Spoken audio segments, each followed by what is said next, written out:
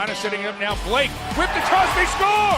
Oh, beautiful tic-tac, Nadeau! Carolina with a power play goal.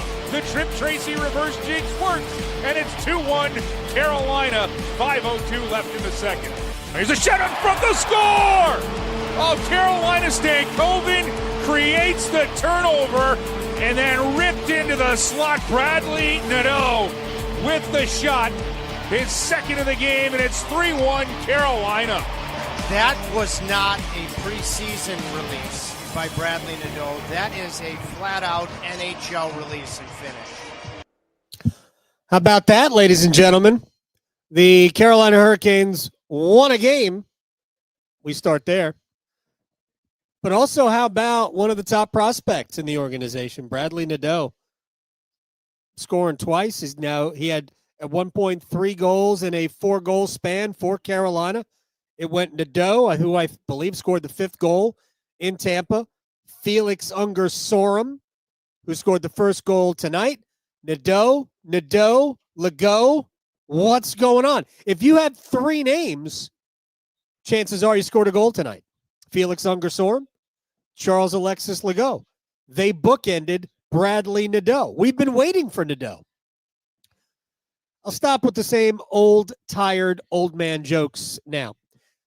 Good night for Carolina because players who the Hurricanes want to see good things from provided good things. So we can just start there.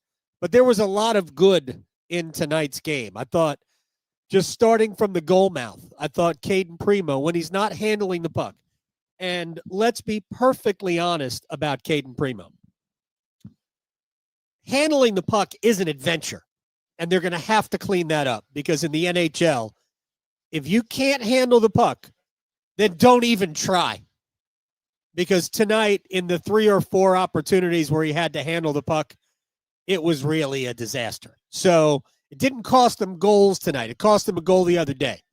But Primo staying in his net is a pretty good puck stopper.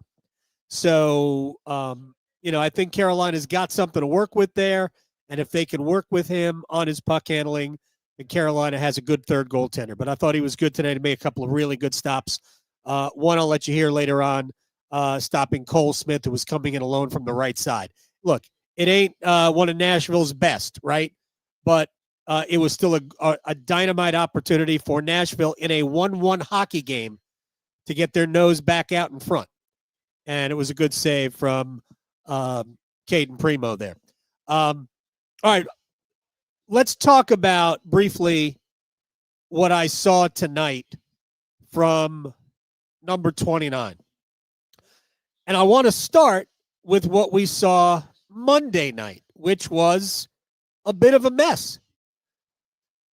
We saw a guy who was tentative with the puck, who seemed maybe a little nervous, didn't have a goal. He had a couple of really good scoring opportunities, but he was a mess in his own end. And so the Hurricanes played Monday. Wednesday, they were back here, and Rod gave Bradley Nadeau another opportunity. But this time he put him with Jesperi Kotkaniemi and I believe Andrei Svechnikov. So he got a chance to play with 2 NHL players. And it looked very different. It didn't look bad. It actually looked good. I gave Nadeau my first star that night. Maybe I was grading on a curve. Who knows? Who cares? But it was light years better than it was Monday. And then he plays Friday. Again, on the road in Tampa. And you could see the game start to grow even more. Like, I don't know that he was better. As I think I said this Friday. I don't think he was better, but I don't think he was worse. But I thought he needed better. Remember, when we started the preseason, we were saying, who could be this year's, air quotes, Jackson Blake? Meaning, who is the guy that has a training camp that makes the head coach go, yeah, we might have to find room for this guy. Last year, it was Blake.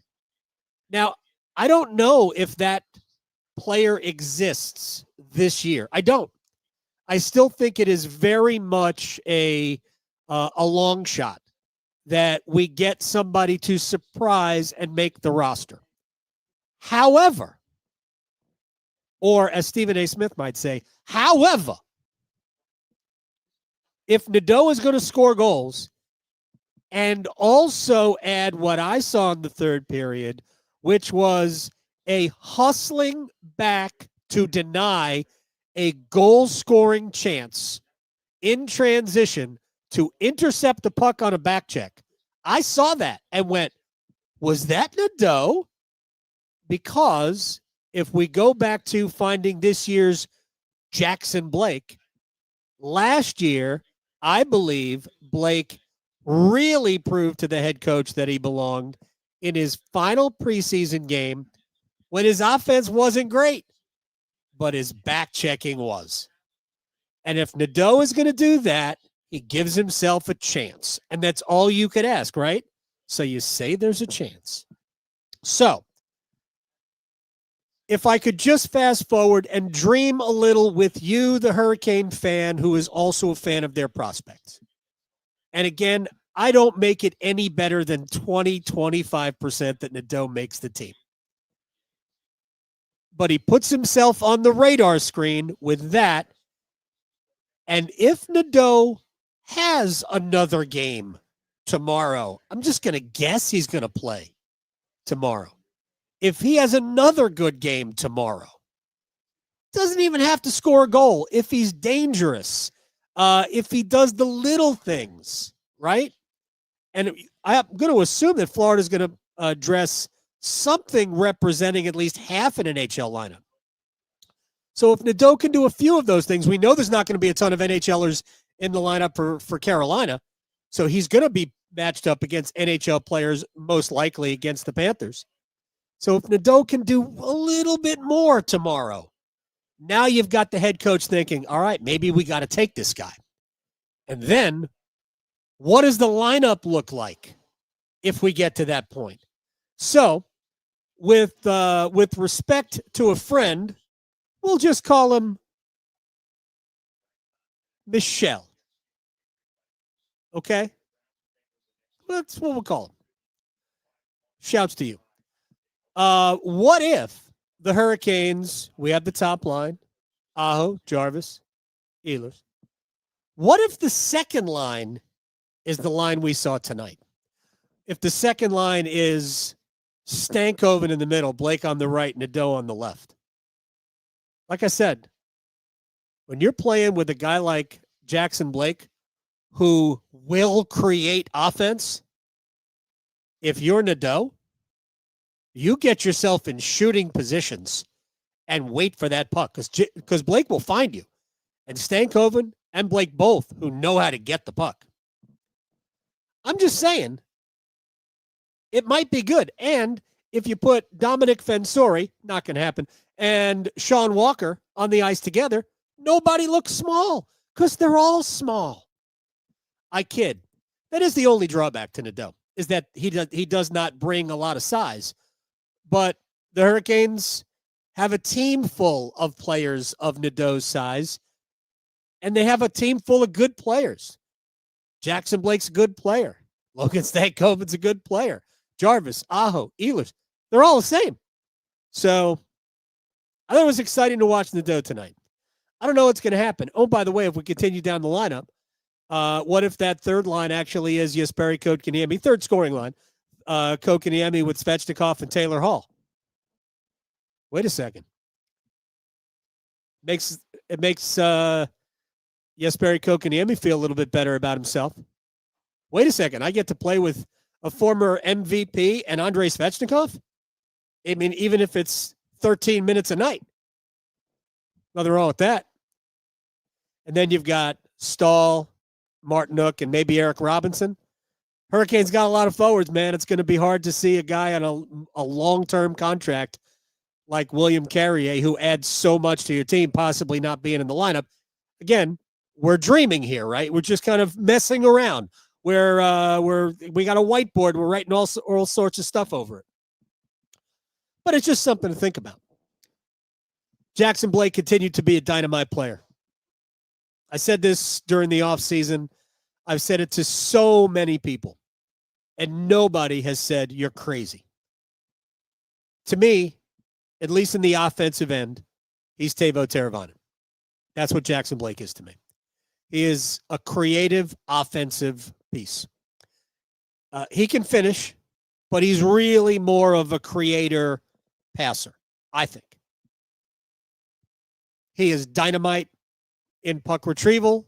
He is a gnat at the picnic with fresh fruit. It's been sitting out too long. He is all over you. And he is getting better. Of course, it's the preseason. We'll have to see it during the regular season. Getting better in his own end.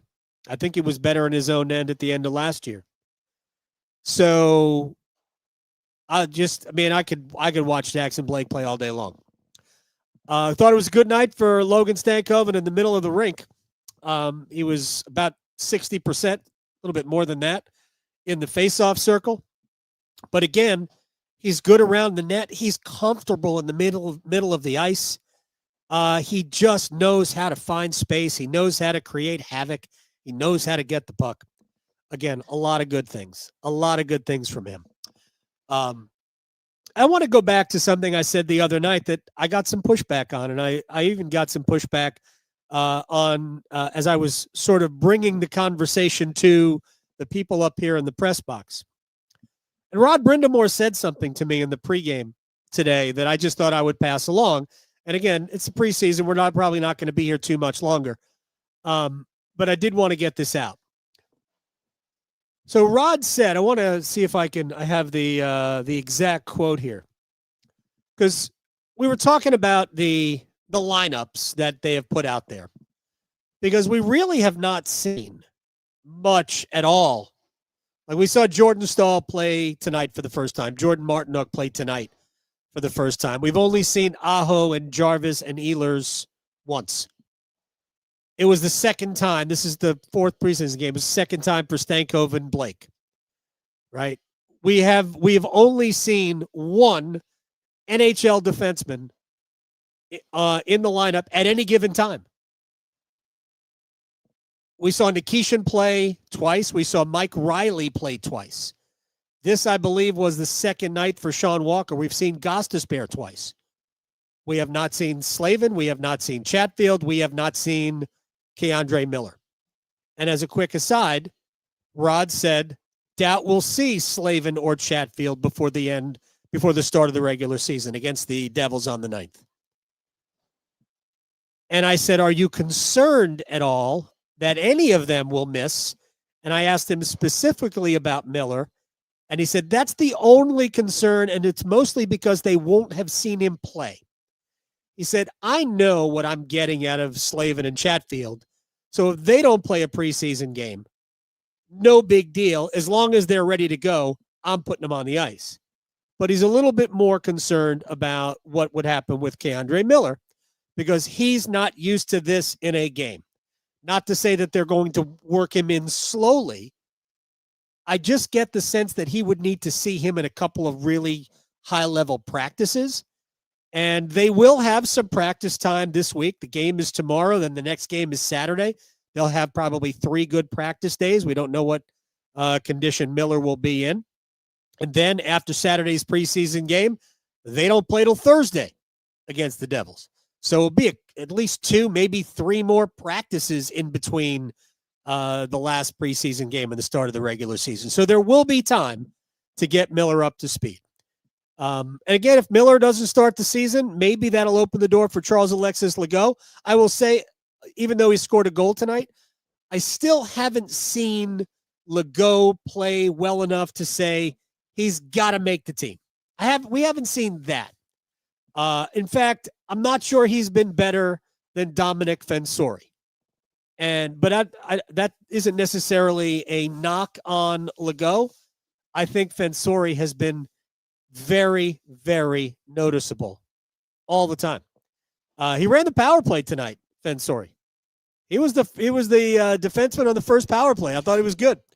All right, so now let me get to the bigger picture because I talked to him about the how many young defensemen that they have played. And when I asked him about the young defensemen, he brought up Alexander Nikishin. And I said this after, I guess it was Thursday, after Friday's game, that I would not have him on the power play, on the second unit of the power play. He would not do that for me. That it would either be, if Miller is healthy, it would be Miller. I would use Sean Walker before I would use Alexander Nikishin. This doesn't mean he's never going to do it. But I think he has been, at best, mediocre, tentative, and it's, in some ways, he has looked a little slow to me. And the last thing you want on the power play when you've got one defenseman out there is the guy to be tentative or a little slow, because you are asking for shorthanded chances the other way. So I'm a little nervous about that. So I would not have him on the power play. I think the head coach agrees with that. Not that we talked about it, because we didn't. But I think the head coach is a little bit concerned that Nikishin might not be ready for a lot of responsibility. And I want to read to you exactly what he said to me in the preseason, if you didn't hear it in the pregame. We were talking about young players, and he talked about Nikishin, saying he has the best chance to be on the club. Further, this isn't the KHL. Okay. How would you process those two comments from the head coach? I'm not saying Alexander Nikishin isn't going to be here on opening night against the New Jersey Devils. What I am saying is they need to see better from him. Rod thought, and I don't disagree, because I had we talked about it. I had my reservations about what I saw on Friday night. Rod didn't think it was good at all. Always remember what the Hurricanes are based on. First and foremost, the Hurricanes are about goal prevention. It doesn't necessarily have to be super great defensemen, although it has been, because it really is Carolina's team concept, having the puck. When we have the puck, you don't shoot it. We all know the deal, right? Forecheck, all of that. Pressure. Nikishin is hampered by communication problems. That's just a language deal. Right now, to me, he looks a little tentative, so he has been a little bit hesitant with the puck. That's not all the time. He certainly has made some great plays.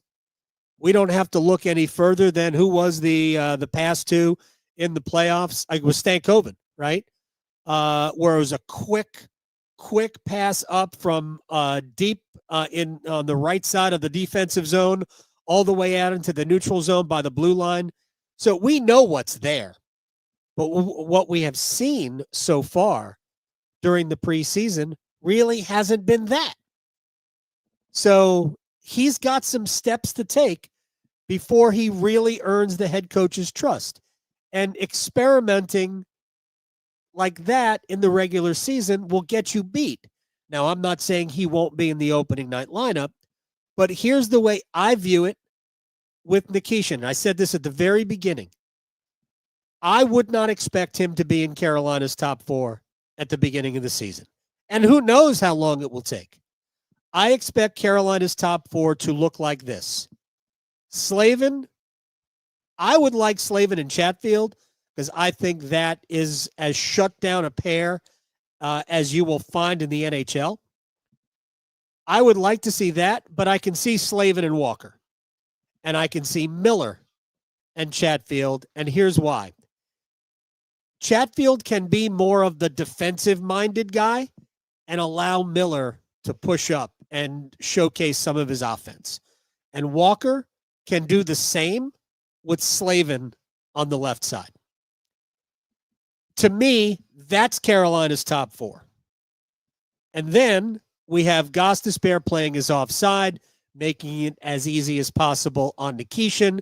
You're playing against lesser players. You're playing against bottom six wingers. You're playing against bottom pair defensemen, primarily, not all the time. And we obviously know that there will be, opportunities for these guys to deal with top players. It's just the nature of the beast.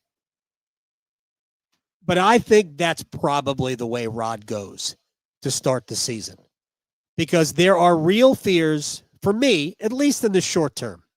Long term, man, I'd be an idiot to think that a guy who has that kind of talent isn't definitely going to be somebody that Carolina is going to rely upon for heavy minutes down the road. But right now is right now. Right now isn't down the road. And it's going to take him some time. Rod even said the other day, it might be a year or two before we see the whole thing from Alexander Nikishin. So let's not lose our minds. Let's pump the brakes and relax, because if Carolina's top four turns out to be Slavin and Walker, Miller and Chatfields, some combination of them, I think they're doing okay. I do. Just me. I could be wrong. Let's see what else we've got to discuss. Thought it was another good night for Kevin LeBanc, who got in a fight tonight. I guess because Giovanni Smith wasn't in the game, somebody had to. So it turns out it was Kevin LeBanc. I think it'll be interesting to see both of those PTO forwards. I think Oscar, I keep calling him Oscar, Oliver Shillington probably isn't going to be here. I don't know. Maybe he accepts a two-way deal and goes to the minor leagues. But Hurricanes have so many good, young. I mean, to the point where, like, Ronan Seeley's almost a veteran. He played with Sean Walker today. Is culpable on the first goal because he couldn't keep what looked like an easy puck in the offensive zone. But I thought Seeley shows like an understanding that he can be a shutdown guy, at least at the AHL level. So you had Seeley, who played well. Legault played well. I didn't think Legault was great, and he needs to be better if he's going to force his way onto this team, barring injury, because the Hurricanes do have some injuries right now in the back end. But I loved Dominic Fensori today. He just does so many good things. He's just not afraid. The problem is he is small. Nothing. I mean, we can't make him bigger. We just can't. Maybe we could put lifts in his skates. I don't know if that's safe or not. But I thought we showed some good things from some of the younger guys tonight as well. But at least they got a win. They feel good about it, right? Do you feel good about it? That's all we need to know. I haven't seen the lineup yet for tomorrow. When I do, check me out at AGoldFan on Twitter or Blue Sky. Either way, actually, I'm Adam Gold on Blue Sky, and I'll put it out there so we can salivate over the roster. I certainly hope Bradley Nadeau is in it, because it'd be just good to see him play one more game. Remember real quick, tomorrow's game, hour earlier start. So a 6:00 start, 5:30. Stormwatch if you want to catch the pregame show. And I know you do. Because you need more Hurricanes in your life. All right, that'll do it for a preseason John Heister. What am I doing here? For a preseason Canes Corner podcast. How is it possible I haven't mentioned the Aluminum Company of North Carolina yet? Shame on me, because I was so excited to talk about Bradley Nadeau. Aluminum Company of North Carolina, if it's for the exterior of your home, they'll be out at my home in 2 weeks. 2 weeks. The Aluminum Company of North Carolina, aluminumcompany.com. Go check them out for all of your exterior home improvement needs. I'm Adam. We will see you tomorrow night after the Canes and the Florida Panthers play a preseason hockey game. It will happen. Oh, you know what I promised you before? I promised you the save from Kaden Primo. Free and an opportunity here for Nashville on the break. Shot right on it. Primo with an absolute robbery again on Smith. And then this shot put on towards O'Hara, and that'll be deflected over the glass into the netting. And the appreciative crowd here at Lenovo Center letting Kaden Primo know how much they like that save. Yeah, it was a good save, man. He got the left pad out. Left pad? Right pad out. I don't know my left from my right. Good save. We'll see everybody tomorrow night on the Canes Corner podcast. Good night.